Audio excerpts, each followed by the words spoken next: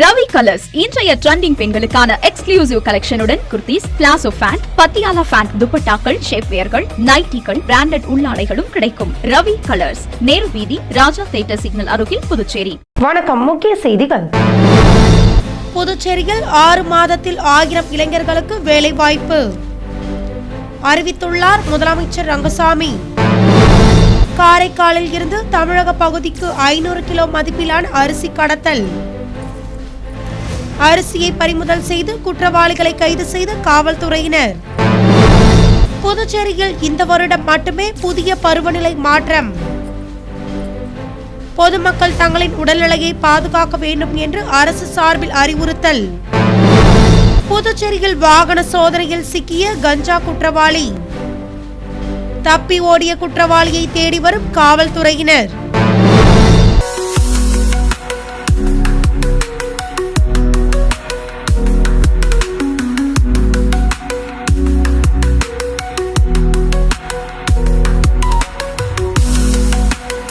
இனி விரிவான செய்திகள். புதுச்சேரி அரசு துறைகளில் 6 மாதத்தில் 1000 இளைஞர்களுக்கு வேலை வழங்கப்படும் என்று முதலமைச்சர் ரங்கசாமி தெரிவித்துள்ளார். புதுச்சேரி பான்லேவில் புதிதாக 20,000 லிட்டர் ஐஸ்கிரீம் உற்பத்தி கூடம் நிறுவப்பட உள்ளது.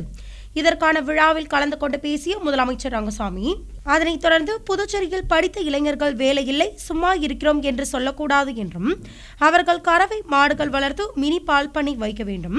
கிராம பகுதி மட்டுமின்றி நகர பகுதியில் படித்த இளைஞர்களும் குறைந்த அளவில் மாடுகளை வளர்த்து வருமானத்தை ஈட்ட வேண்டும் என்று முதலமைச்சர் ரங்கசாமி தெரிவித்துள்ளார். அதனைத் தொடர்ந்து கூட்டுறவு நிறுவனங்கள் லாபத்தோடு இயங்கினால் மட்டுமே படித்த இளைஞர்களுக்கும் வேலைவாய்ப்பு கிடைக்கும் என்றும், புதுச்சேரியில் தேசிய ஜனநாயக கூட்டணி ஆட்சியானது அமைந்த பிறகு அரசு துறைகளில் காலியான பணியிடங்களை தொடர்ந்து நிரப்பி வருகிறது. ஆனால் இதுவரை 4 ஆண்டில் 4000 அரசு பணியிடங்களை நிரப்பியுள்ளோம். கடந்த கால ஆட்சியில் 5 ஆண்டில் ஒரு பணியிடம் கூட நிரப்பப்படவில்லை என்றும், இன்னும் 6 மாதத்தில் 1000 இளைஞர்களுக்கு அரசு வேலை வழங்க உள்ளதாகவும், அதில் 300 LDC, UDC மற்றும் பணியிடங்கள் நிரப்பப்படும். எழுத்து தேர்வு மூலம் பணியிடங்களை நிரப்புவதால் சற்று காலதாமதம் ஏற்படுகிறது என்றும், 6 மாதத்தில் 1000 இளைஞர்களுக்கு வேலை கண்டிப்பாக வழங்கப்படும் என்று முதலமைச்சர் ரங்கசாமி தெரிவித்துள்ளார். அரசாங்கம் வந்து போச்சு, நம்ம ஒன்றும் கஷ்டம் இல்லை அப்படின்னு நினைக்கூடாது. இன்றைக்கி எத்தனை பாருங்க, பேர் ஒன்றும் செய்ய முடியுதா? ஒன்றும் செய்ய முடியல. பல சக்கரை ஆலை, ஸ்பின்னிங் மில்லு, எதாவது செய்ய முடியுதா? செய்ய முடியல. ஆனால் இளைஞர்கள் வேலை இல்லை அப்படின்னு சொல்கிறாங்க.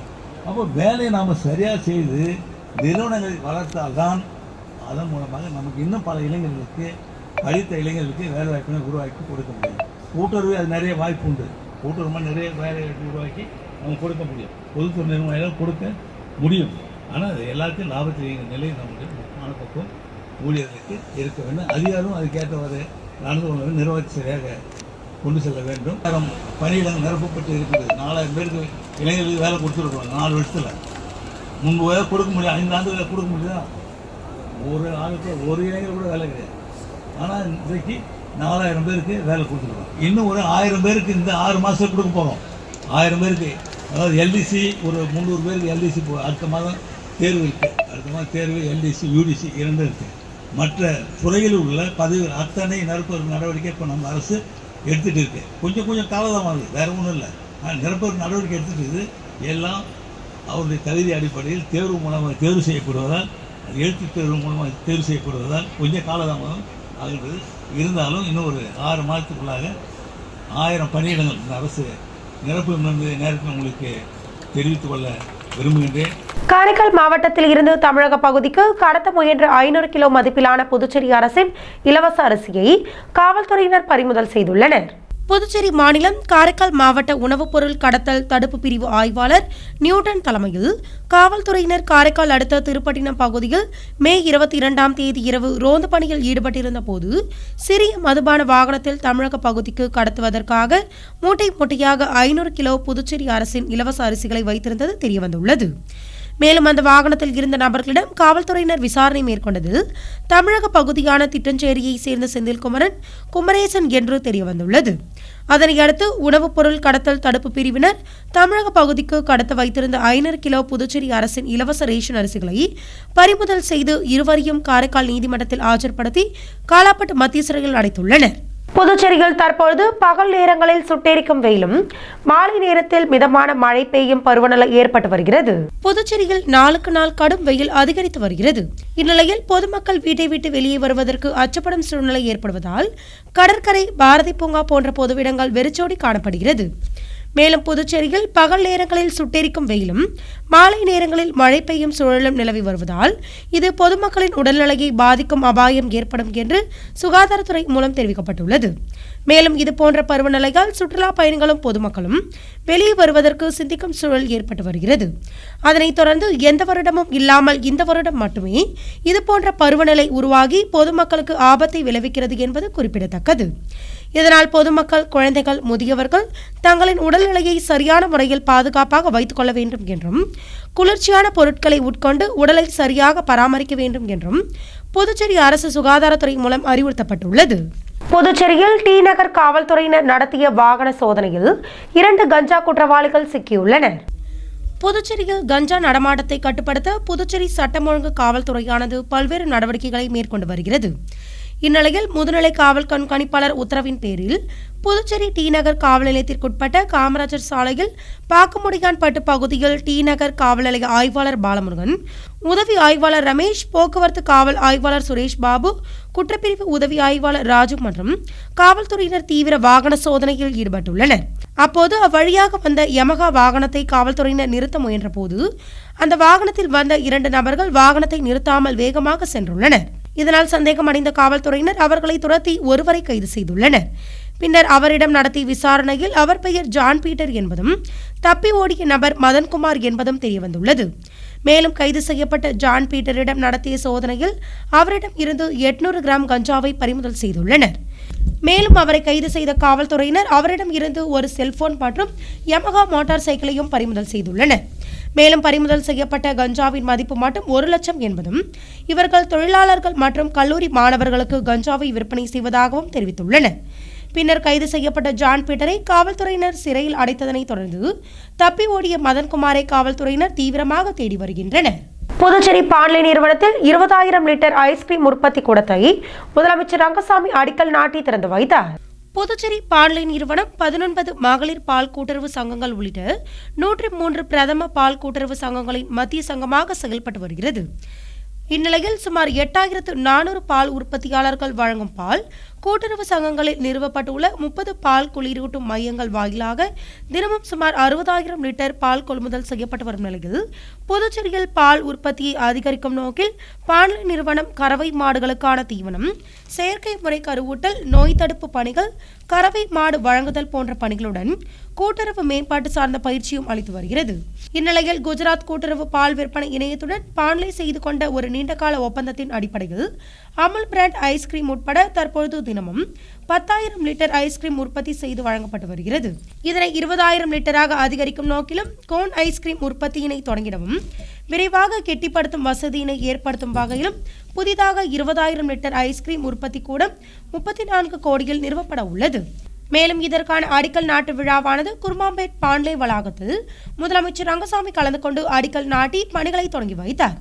அதனைத் தொடர்ந்து இவ்விழாவில் சபாநாயகர் ஏம்பலம் செல்வம், அமைச்சர் சாய்ஜி சரவணகுமார், தேசிய பால்வள வாரியத்தின் தலைவர் மீனேஷ் ஜா மற்றும் தலைமை செயலர் சரத் சௌகான், அரசு செயலர் ஜெயந்த்குமார் ரே, கூட்டுறவு சங்கங்களின் நிர்வாகிகள் மற்றும் ஊழியர்கள் பலர் கலந்து கொண்டனர். புதுச்சேரியில் 7 மையங்களில் நடைபெறவுள்ள சிவில் சர்வீஸ் தேர்வினை 2,254 பேர் எழுதுகின்றனர் என்பது குறிப்பிடத்தக்கது. மத்திய பணியாளர் தேர்வாணையம் இந்திய குடிமை பணிகள் தேர்வு மையமாக புதுச்சேரியை தேர்வு செய்துள்ளது. இந்நிலையில் இந்த சிவில் சர்வீஸ் தேர்வுகள் வருகின்ற மே 25ஆம் தேதி காலை 9:30 மணி முதல் 11:30 மணி வரையிலும், மாலை 2:30 மணி முதல் 4:30 மணி வரையிலும் புதுச்சேரியில் நடக்கிறது.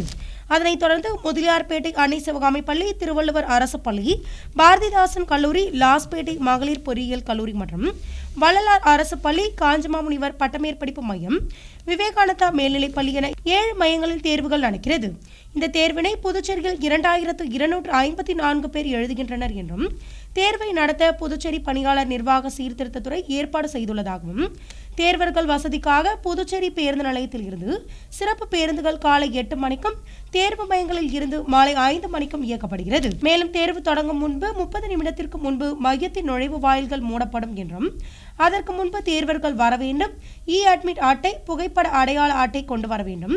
மின்னணு சாதனங்கள் கொண்டு வரக்கூடாது என்றும் அறிவுறுத்தல்களை மீறினால் எதிர்கால தேர்வுகளில் இருந்து தடை சட்ட நடவடிக்கை எடுக்கப்படும் என்றும் தேர்வர்கள் தங்களுடன் மின்னணு அனுமதி அட்டை, பேனா, பென்சில், அடையாள சான்றிதழ், சுய புகைப்பட நகல் என குறிப்பிட்ட பொருட்களை மட்டுமே தேர்வு மையத்திற்குள் எடுத்து செல்ல வேண்டும் என்றும் காலை 9 மணி முதல் மாலை 6 மணி வரை காமராஜர் கல்வி வளாகத்தில் உள்ள பள்ளி கல்வி இயக்குனர் அலுவலகத்தில் தேர்வு கட்டுப்பாட்டு அலுவலகம் செயல்படுவதால் தேர்வு ஏற்பாடுகளை 0413 2207 201 மற்றும் 2207 202 என்ற எண்களில் தேர்வர்கள் தொடர்பு கொண்டு சந்தேகங்களை பெறலாம் என்று பணியாளர் நிர்வாக சீர்திருத்தத்துறை சார்பு செயலர் ஜெய்சங்கர் தெரிவித்துள்ளார்.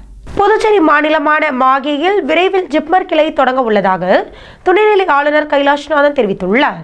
புதுப்பிக்கப்பட்ட புதுச்சேரி மாநில மாகி பிராந்திய ரயில் நிலையம் உட்பட நாடு முழுவதும் 103 ரயில் நிலையங்கள் திறப்பு விழாவானது நடைபெற்றது. அதனைத் தொடர்ந்து பிரதமர் மோடி காணொலி காட்சி மூலமாக திறந்து வைத்தார். அதனைத் தொடர்ந்து மாகி ரயில் நிலைய திறப்பு விழாவில் புதுச்சேரி துணைநிலை ஆளுநர் கைலாஷ்நாதன் கலந்து கொண்டார்.